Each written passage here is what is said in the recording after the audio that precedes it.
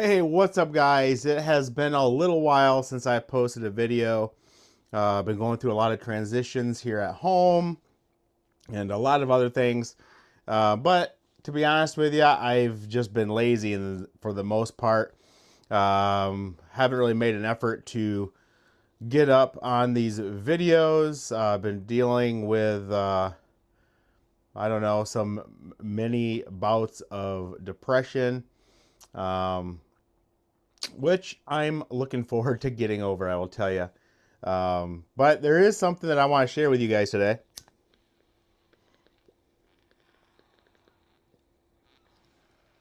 So grab your favorite pipe and let's sit down and have a little chat, shall we? So I recently started reading this really challenging book. It's called Religionless Christianity, God's Answer to Evil. And this is actually by Eric Metaxas. I was blessed to be able to see him in person at Cornerstone University earlier this year. So this is the book.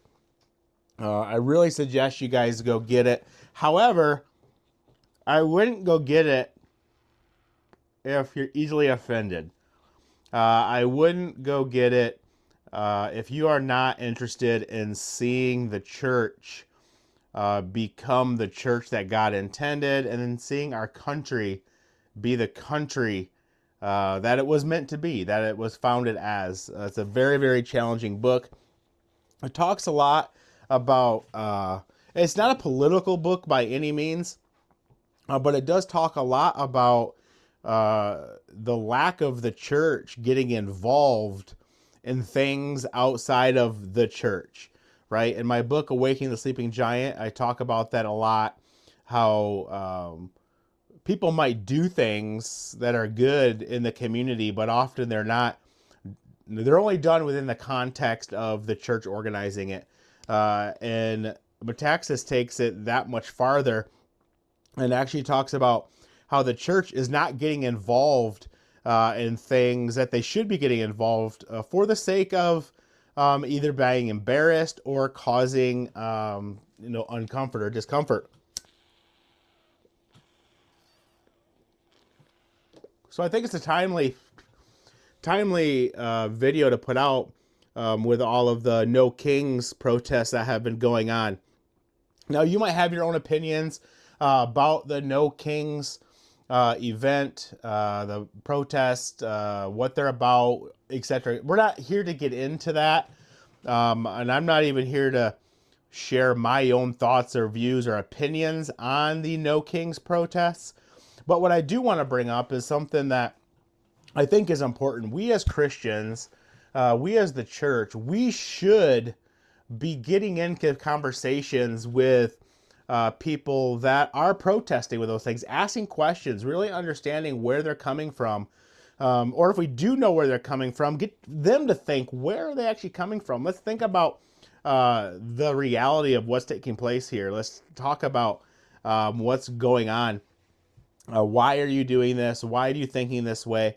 And really start engaging with those people. But not only that, we as a church need to start standing up and just flat out saying these things are wrong and evil. When we see something that's wrong and evil, I'm not saying the No Kings protests are wrong or evil. That's not what I'm saying here. Remember, I'm not here to share my opinion on those.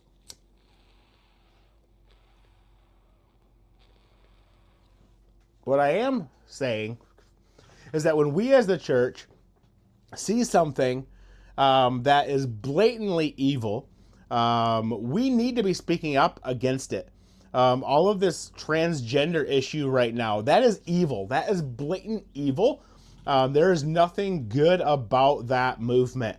It is definitely a work of the enemy, and that is something we as the church need to be standing up against. We need to be speaking out against it as evil. And that's something that Metaxas talks about, is we need to not be afraid to call things evil that are evil.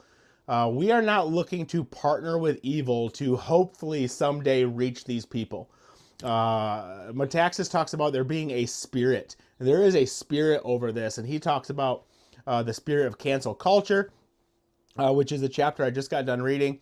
And that is so true. That's what we are experiencing. Anytime somebody speaks up to raise questions, it's not even attacking somebody's thought. It's just simply asking questions like, hey, like, have you thought about this? Have we thought about this?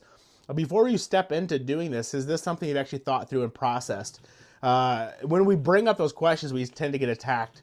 And for the most part, the church has been afraid to talk about those types of topics. Be it transgender issues, homosexuality, whether it be political issues, whether it be as divorce and relationships and marriage between a man and a woman, right? And I mean, there's obviously lots of other things that are coming up as well. I mean, people protesting against a war that is literally taking out leaders that are dictators, that are oppressing people, specifically women. When you view that as wrong and you want those leaders to be free, there's a major problem there. Nobody wants war. I'm not saying I want war. I'm not even saying I'm in agreement with war. But what I am saying is there are times, and there have been throughout the history of the world, this is nothing new, where war is necessary.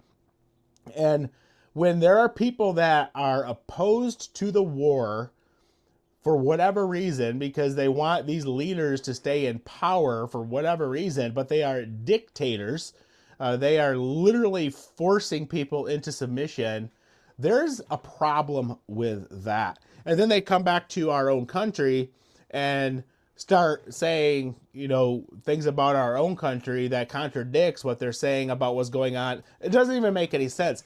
That is because it is a spirit of evil. It's a spirit of confusion. It's a spirit of cancel culture, which is what Metaxas talks about.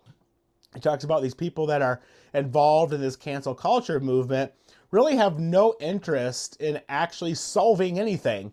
It's just perpetual complaining and grumbling. And we as the church have got to realize that by us being nice and us by not causing any conflict, we are actually perpetuating the problem. There is never going to be a right time for people who are following the enemy's plan. There's never going to be a right time to share the gospel. We just have to do it. There's never going to be a right time to share the truth. We just have to do it. And yes, we need to be loving others. Don't get me wrong. Jesus tells us to love our enemies.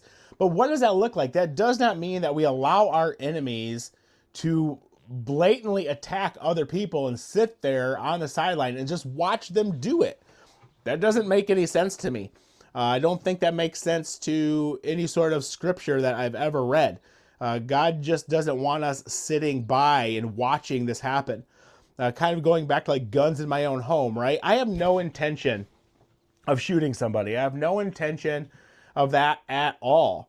But I will tell you what, if somebody comes into my home and they are attacking my wife and children, and it is an option between me shooting that person or that person murdering my wife and children, I will protect my wife and children. And I believe that is something God would want me to do. He would not just want me to turn the other cheek, sit idly by, and be like, well, you go ahead.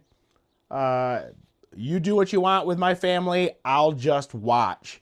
I do not believe that is what we find in Scripture. I do not believe that is the character of God. I could be wrong, but I find it hard to believe that Jesus would just want us to sit there and watch that happen, right? And so we as Christians have got to start standing up for truth. We have to start standing up for evil and saying, hey, this is wrong. Not standing up for evil, standing up against evil, saying this is wrong. This is inherently evil, and we have got to do something to stop it. Now, yes, the person that's doing the evil act, you know, that's a person. And we're not talking about the person. We're talking about the act that this person is doing is evil.